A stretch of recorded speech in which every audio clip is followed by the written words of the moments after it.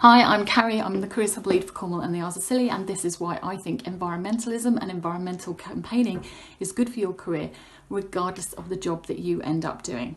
Let me give you a few examples.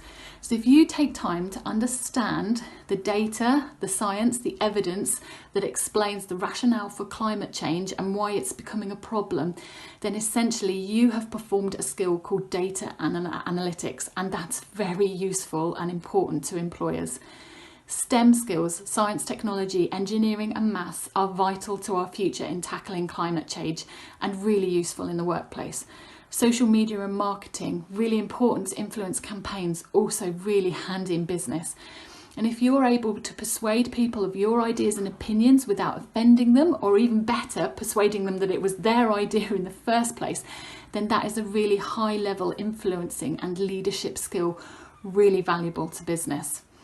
If you're interested in a job within the environmental sector, then check out a website called greenjobs.co.uk as a starting point, because it will show you over 150 different disciplines where you can get involved.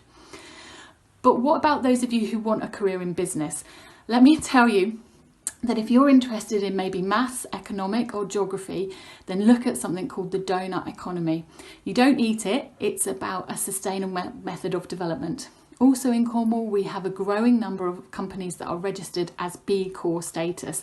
What that means is that they are committed to really high standards of environmental and social value, so it might be worth looking at. I also want to give you a couple of examples of how large corporate companies not traditionally associated with environmentalism can make a difference, a positive difference.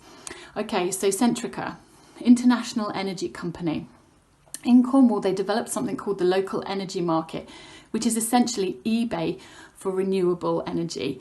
It was the first of its kind in the entire world, and it started here in Cornwall. Secondly, Cornish Lithium, they're miners. How can that be an environmentally friendly career?